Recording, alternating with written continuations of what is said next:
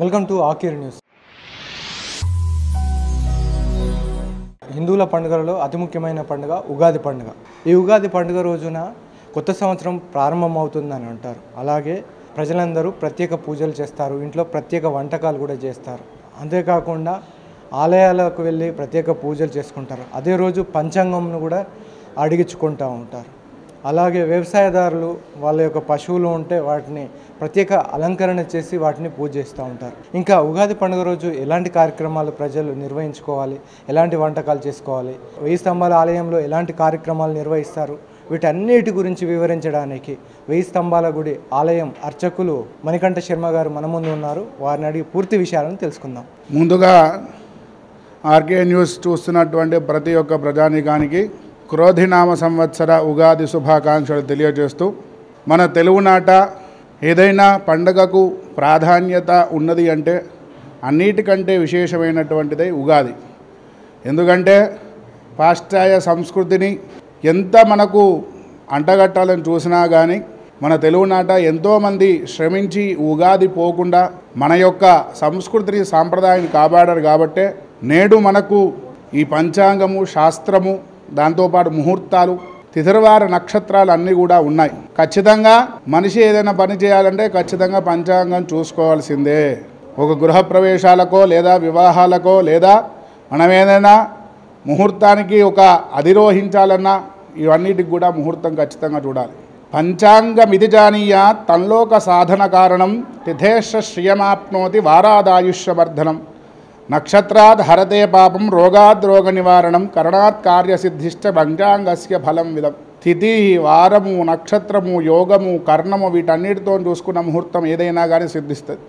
అందుకనే మన మాంగళ్య బలానికి ఇంత గొప్ప సంస్కృతికి మన పేరు వచ్చింది కేవలం మన ముహూర్త బలంతోనే. అటువంటిది ఈ ఉగాది రోజు క్రోధినామ సంవత్సరంతో ఈ సంవత్సరం ప్రారంభమవుతున్నది. దాంతోపాటు ఈసారి పంచాంగం మనకు మంగళవారం అంటే అంగారకుడు, కుజుడు రాజుగా వ్యవహరిస్తున్నాడు, శని మంత్రిగా వ్యవహరిస్తున్నాడు. కాబట్టి ఈ సంవత్సరంలో అధిక శాతంలో పెళ్ళిళ్ళు, సంతానాలు ఇవన్నీ కూడా అయ్యే అవకాశాలు ఎక్కువగా ఉన్నాయి. కాకపోతే ఏంటంటే ఇప్పుడున్నటువంటి కొంతమంది మన హిందూ ధర్మంపై చేసినటువంటి అసత్య ప్రచారాలు ఏమిటంటే, క్రోధి అంటే రాష్ట్రాలలో కానీ దేశాలలో కానీ తీవ్రకాలైనటువంటి ఇబ్బందులు కలుగుతాయి, అనావృష్టి వస్తున్నది, అందరూ కూడా కొట్టుకుంటారు అని చెప్పడం జరుగుతున్నది. అటువంటి ఎట్టలేదు. క్రోధి అంటే కామక్రోధంలో ఉన్నటువంటి మనలో ఉన్నటువంటి పోవడానికి మదమాత్సాలు ఏవైతే ఉన్నాయో కామక్రోధ మదమాత్సాలు అవి క్రోధి అనేది, క్రోధం అనేది మనలో పోయి శాంతం అనేది కలగడానికే క్రోధినామ సంవత్సరము. దాన్నే మనం పరిగణలోకి తీసుకోవాలి. అసత్య ప్రచారాలు నమ్మకండి. కాబట్టి ఈ సంవత్సరము అన్ని రాశుల వారికి ఎలా ఉన్నా కానీ పంచాంగాన్ని కేవలం మనం గౌరవించుకోవాలి. మనిషి పుట్టినప్పటి నుంచి చచ్చే వరకు ఉండేటటువంటి గ్రహస్థితులు నడుస్తూనే ఉంటాయి. గ్రహాలకి ముందడికెళ్ళి మన పరిస్థితిని మనమే అధిగమించుకోవడమే మనిషి యొక్క లక్షణము.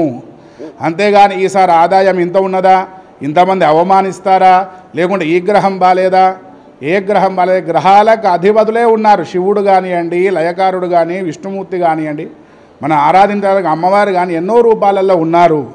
కాబట్టి వారిని ఆరాధించి మనం దాని యొక్క విలువను కాపాడుకొని మన ఏదైతే గ్రహస్థితిని మార్చుకోవాలో తప్పించి కానీ దాన్ని నమ్ముకొని అయ్యా ఇలా అయిపోయిందా అని ఉట్టిగా కూర్చుంటే ఏది కాదు. రేపు ఒక్కరోజే కాకుండా ప్రతిరోజు కూడా దేవాలయంకి వెళ్ళి దర్శనం చేసుకోవాలి. ఉగాది అంటే ఏమిటి అయ్యా, ముఖ్యంగా ఏంటంటే మనము ఖచ్చితంగా మన ఇంట్లో ఉన్నటువంటి దేవునికి మహానైవేద్యం పెట్టాలి. భక్షభోజ్యాలతోని పూర్ణము ఏదైతే మనము పూర్ణం అనేది ఖచ్చితంగా పండగ రోజు చేసేది మన ధర్మంగా నడుస్తున్నది. కాబట్టి దాంతో కూడినటువంటి నైవేద్యాన్ని అందించాలి పొద్దున్న లేవంగానే. దాంతోపాటు నువ్వుల నూనెతో స్నానం చేయాలి తలంటుకొని. తదనంతరము మీ దగ్గర ఉన్నటువంటి దేవాలయాలకు వెళ్ళి పంచాంగం వినాలి, శ్రవణం వినాలి, కవి సమ్మేళనాలు ఉంటాయి, ఈ సంవత్సరం గురించి చెప్పే కవిత్వాల గురించి వినాలి, ఎన్నో సాంస్కృతిక కార్యక్రమాలు ఉంటాయి, దాంట్లో కూడా పాల్గొనాలి. వీటన్నిటితో పాటు ఏమిటంటే ముఖ్యమైనటువంటి విషయం ఏంటంటే మనము గ్రహాన్ని నమ్ముకోవాలి కానీ గ్రహాన్ని అమ్ముకోకూడదు. ఈ కాలంలో పంచాంగాలు అనేది అసత్య ప్రచారం చేసేటువంటి చాలామంది ఉన్నారు. వాళ్ళకి ముఖ్యంగా చెప్పేది ఏమిటంటే అందరినీ మంచి చూసేటటువంటి దేవుడు గ్రహస్థితిని కూడా మంచిగా చూస్తాడు. దాంతోపాటు ఏమిటి అంటే ముఖ్యంగా మన దేవాలయంలో కూడా క్రోధినామ సంవత్సరంలో ముఖ్యంగా గణపతికి గణపతికి అభిషేకంతో పాటు స్వామివారికి నవగ్రహ పాశుపతము గ్రహ పాశుపతం చేసిన తర్వాత మన దగ్గర భద్రాచలంలో 9 రోజుల పాటు రామ నవరాత్రులు, దాంతోపాటు రేపటి సాయంత్రం కూడా పంచాంగ శ్రవణం, ఇవన్నీ కార్యక్రమాలు ఉంటాయి. నిత్యము సుదర్శన హోమాలు, రాముని కళ్యాణం. శివాలయంలో శివకేశవుల భేదం లేకుండా 4 కాకతీయులు కట్టినటువంటి త్రికుటాలయంగా ఉన్నటువంటిది శివాలయము, విష్ణువాలయం, సూర్యాలయం. కాబట్టి విష్ణువాలయానికి సంబంధించినటువంటి దేవాలయంలో రాముల వారి ఉత్సవ విగ్రహాలు ప్రతిష్ఠించి నవనవరాత్రులు కూడా చేయడం జరుగుతుంది. కాబట్టి భక్తులందరూ కూడా గమనించుకొని, రేపటితో పాటు ఇంకోటి ఏంటంటే ఉగాది అంటే మనకు పచ్చడి గుర్తొస్తుంది. అవన్నిటి కూడా ప్రతి ఒక్క దేవుని యొక్క సమాధానం అన్నట్టు. మహాకాళి, మహాలక్ష్మి, మహాసరస్వతి స్వరూపిణిదే. మామిడి వృక్షము అమ్మవారి స్వరూపము, అందుకనే మనకు మామిడి చెట్లకు కూడా పెళ్లి చేస్తాము. దాంతోపాటు వేప పువ్వు మైసమ్మ అంటాము, ఇంకా దేవతలు కూడా మనం వృక్షాన్ని పూజిస్తాము. దాంతోపాటు చింత చెట్టు, మనకు చింతపండు కూడా అందులో కలుపుకుంటాము. మహాకాళి, మహాలక్ష్మి, మహాసరస్వతి. దాంతోపాటు కారం అనుకోండి, ఒగరు అనుకోండి, ఉప్పు అనుకోండి, ఇవన్నీ కూడా పుల్లింగానికి సంబంధించినటువంటిది. అంటే ఇది బ్రహ్మ విష్ణువుల మహేశ్వరులకు మహాకాళి, మహాలక్ష్మి, మహాసరస్వతి స్వరూపమైనటువంటిదే ఈ యొక్క ప్రసాదము. అందుకనే దేవుని దగ్గర పెట్టిన తర్వాతనే మనం దాన్ని స్వీకరించాలి. దాని ద్వారా మనం ఏం నిర్ణయించుకోవాలి? యత్వగస్తి గతం పాపం దేహే తిష్టతి మామకే. పూర్వం చేసినటువంటి పాపాలని తొలగిపోవాలి అంటే పాపాలు చేయడానికే మనిషి పుట్టాడా అంటే అది కాదు. ఏదైతే మనం తెలిసి తెలియని చేయనటువంటిది అవన్నీ తొలగిపోయి మనకు మంచి కలగాలని ఉగాది పచ్చడి కూడా స్వీకరించాలి. దాంతోపాటు ఏంటంటే అసలు ఏం చెయ్యాలి అనేది కూడా మనకు ఉగాది చెప్పింది. ఉదకుంభదానము. ఉదకుంభదానం అంటే మట్టి కుండలో ఉన్నటువంటి నీళ్లను ఎవరికైనా మీ దగ్గర ఉన్నటువంటి బ్రాహ్మణులకు దానం ఇవ్వాలనేది చెప్పడం జరిగింది.